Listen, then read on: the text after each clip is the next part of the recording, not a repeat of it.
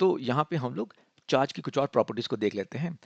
जो next property है कि charge basically additivity of charges is basically an algebraic sum. तो जब भी हम चार्जेस को ऐड करें, मान लो प्लस Q1 चार्ज है, उसको हमने ऐड किया with a minus Q2 charge, तो जो नेट चार्ज आएगा that will B plus Q1 plus of minus Q2। तो हमने चार्जेस को ऐड तो किया, लेकिन एल्जेब्रिक सम का मतलब ये है कि चार्जेस की जो साइन है उसको कंसिडर करते हुए ऐड किया। तो this finally will be net charge being Q1 minus Q2। Okay, तो इसके बेसिस पे एक हम ये क्वेश्चन कर लेते हैं क्विकली, जो सेट ऑफ फंडामेंटल्स। हमको एक पॉइंट P दिया हुआ है, वहां पे 3 माइक्रोकूलम माइनस 5 माइक्रोकूलम 2 माइक्रोकूलम और माइनस 4 माइक्रोकूलम चार्ज यहाँ पे रखा। तो नेट चार्ज कितना है ये बताना है। वो करने के लिए basically we will just add, but not add, we will add algebraically. So basically I will take the signs also of the charge, or if you see this will get cut and we will get this as 4 minus 4 microcoulomb.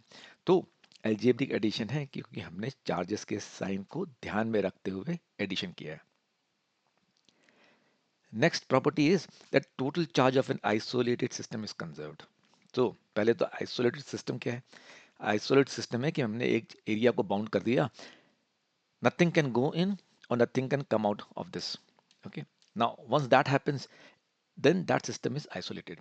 अब उस system में मान लो मेरे charges Q1 and Q2 दो charge हैं। After some internal exchanges this becomes Q1 and Q2। Initial charge कितना है Q1 plus Q2, final charge कितना है Q1 plus big Q2। By total charge of an isolated system is conserved, it means that initial charge will always be equal to the final charge. You cannot add. Basically, another way to see this is say this is that for an isolated system, we cannot create or destroy its net charge. पहले net charge कितना था Q1 plus Q2, बाद में net charge क्या है Q1 plus Q2, बड़ा वाला Q1 plus Q2, दोनों के दोनों सेम हो गए। यू कैन नॉट क्रिएट और you can not destroy. Okay, इसका जो एग्जांपल है क्विकली अगर हम देखें तो there some very good examples on this. Pair production को लेते हैं। पेयर प्रोडक्शन आप बाद में पढ़ोगे भी कि अगर एक फोटोन है which has sufficient energy and it is passing by a heavy nuclei for conservation of momentum, we don't have to go into that. This breaks into two particles, electron and positron. ध्यान रहे ये proton नहीं है, positron है। Basically electron का anti particle, इसका charge भी plus 1.6 into 10⁻⁻19 coulomb है। मैग्नीट्यूड इज सेम, इसका है माइनस 1.6 इंटू 10⁻⁻19 कूलम। तो क्या हुआ, इनिशियल नेट चार्ज कितना था जीरो, फाइनल नेट चार्ज कितना है this plus this which is zero. एक इंटरेस्टिंग बात देखो यहाँ पे मैटर नहीं था, यहाँ पे मैटर आ गया चार्ज के साथ। सो नेट चार्ज यहाँ जीरो, नेट चार्ज यहाँ zero, but in the process we have created the matter. Okay, यही चीज अगर हम एक इलेक्ट्रॉन होता, उसका एंटी पार्टिकल पॉजिट्रॉन होता and they meet and they annihilate each other, इसको बोलते हैं एनहाइलेशन, तो they will release two photons. Okay, तो फोटॉन का चार्जेस कितना होता है जीरो जीरो, तो नेट चार्ज यहाँ भी जीरो, नेट चार्ज यहाँ भी जीरो, नेट चार्ज यहाँ भी जीरो। लेकिन इंटरेस्टिंग थिंग अगेन, यहाँ पे मैटर था, यहाँ पे एनहाइलेशन के बाद मैटर गॉट डिस्ट्रॉयड, लेकिन net charge still remain zero. So no matter, matter got created, matter got destroyed, net charge nothing changed. So remember this, that net charge does not change even though the matter which creates or which carries the charge could be created or destroyed in the process. Okay, another example is beta decay. So beta decay क्या होता है, beta decay is nothing but beta minus decay, sorry. तो neutron decays into a proton and an electron and a anti neutrino. Anti neutrino का charge नहीं होता। तो basically initial charge zero system का, final charge is also zero because proton and electron के charge are same and their signs are opposite, so they cancel each other in terms of when we add the charges. तो ये हो गई हमारी conservation of charge की। Next principle which we see और property, basically उसके पहले हम लोग एक क्वेश्चन कर लेते हैं। क्वेश्चन क्या है, क्वेश्चन ये है, ये नीट 2019 का क्वेश्चन है। इसमें हम यही दो जो फंडामेंटल हमने सीखे हैं, प्रॉपर्टीज सीखी हैं, वही उसी को हम यूज करेंगे। इनिशियली हमारे पास एक चार्ज ए है, बी है, चार्ज की यहाँ वैल्यू क्यू थी, यहाँ माइनस क्यू थी। अगर हम ये डिस्टेंस को डी मान लें, then force will be equal to K Q into minus Q upon D square. This is Coulomb's law, बाद में हम लोग पढ़ेंगे इसको। सो इन दोनों पार्टिकल के बीच में जो फोर्स है उसकी वैल्यू ये है। अब हमने क्या किया, रादर चार्जेस के बीच में जो फोर्स की वैल्यू है ये है। अब हमने क्या किया, हमने यहाँ से 25% चार्ज निकाल करके यहाँ डाल दिया। तो आफ्टर टेकिंग आउट 25% ये कितना हो गया, q minus q by four. क्यों, q बाई फोर क्या है, 25% of q is q by four. इतना हमने निकाल दिया, this becomes equal to 3q by four. और ये यहाँ ऐड कर दिया, तो कितना ऐड कर दिया, देखो यहाँ minus three q by four निकाला है, मतलब माइनस क्यू बाई फोर किया, इसका मतलब ये नहीं कि यहाँ भी माइनस क्यू बाई फोर कर दोगे। क्यू बाई फोर निकाला है तो यहाँ ऐड किया है, तो यहाँ पे हमने क्यू बाई फोर ऐड किया है। I have kept the algebraic sign, okay, because हम ऐड कर रहे हैं। So this becomes equal to minus three q by four. Once we are clear on this, question easy है। जो नया force है that is nothing but k into q one into q two, q one q two upon D square. आप f dash by F इसका इसका ratio निकालोगे, q q की value cut जाएगी, डी और के कट जाएगा। This will be equal to 9/16, 3 into three divide by 4 into 4। That means f dash is equal to 9/16 f, and answer is option number A. Next property is very important property, that charge is quantized. Statement क्या है, all free charges are an integral multiple of a base unit of charge which is e. E की value जो होती है that is 1.6 into 10 to the power of minus 19 coulomb. तो all charge which is free charge, any charge basically, if it is a free charge, it will always be an integral multiple of this value.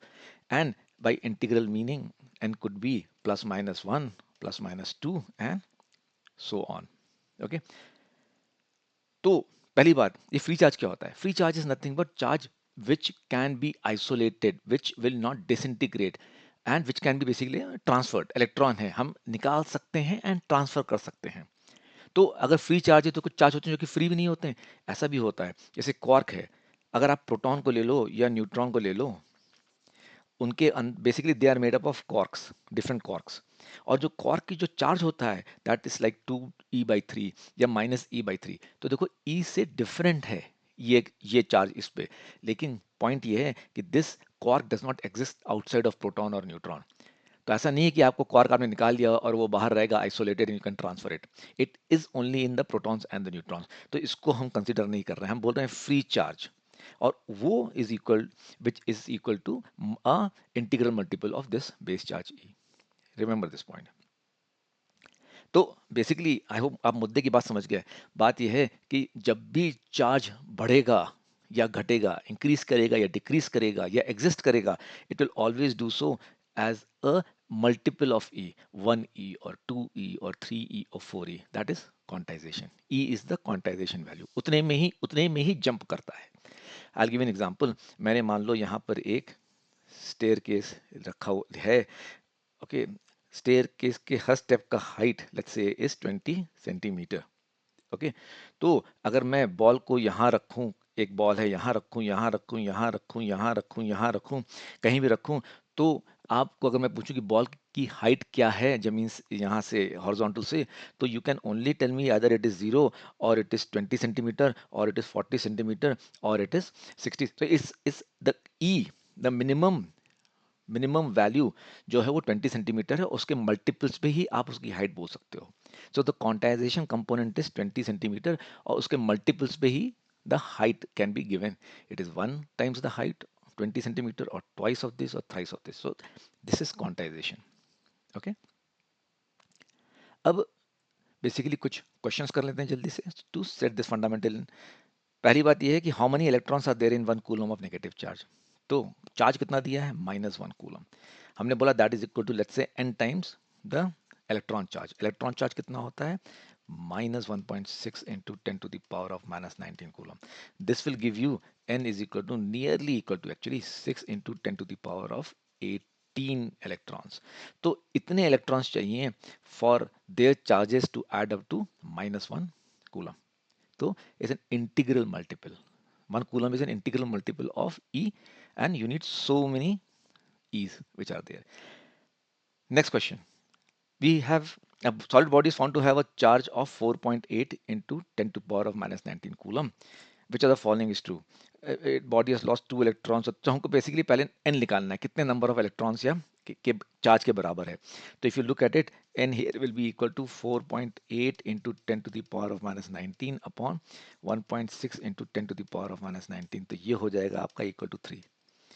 तो n is equal to 3, so number of electron charge is 3। अब body में charge ये है, देखो ये plus है, positive charge है, तो body has lost 2 electrons. Yes, body has to lose electron for it to become positive.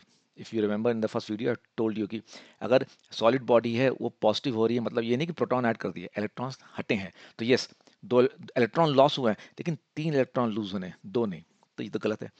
It has gain proton, ये भी गलत है, मैंने कहा था you don't transfer protons between bodies, you transfer electrons, तो ये भी गलत है। Body has lost 3 electrons, yes this is सही, बिकॉज 3 इलेक्ट्रॉन लूज करोगे तो बॉडी में नेट पॉजिटिव चार्ज हो जाएगा 4.8 into 10 to the power of minus 19 coulomb. Okay, next, a particle is said to have Q is equal to 2.4 into 10 to the power of minus 19 coulomb. Which statement is correct? तो पहली बात तो देखो इसमें n की value क्या आ रही है, क्योंकि हम क्वांटाइजेशन में हैं, सो ऑब्वियसली n की वैल्यू कितनी आएगी, that will be 1.5 times e। Basically मैंने इसको डिवाइड कर दिया है with 1.6 into 10 to the power of minus 19। तो n की जो वैल्यू आ गई वो आ गई q upon e which is 1.5 times e, और नॉट e, 1.5 टाइम्स। तो अगर 1.5 टाइम्स है, we know it is not an integer. This q is equal to ne में n should always be an integer. That means this value of charge is not possible, because then n comes to 1.5 and it is not an integral multiple. So this charge cannot be there. So this charge is not possible is the right answer. Okay. अब अगले video में हम लोग समझते हैं about conductors and insulators and methods basis which we can charge these conductors and insulators.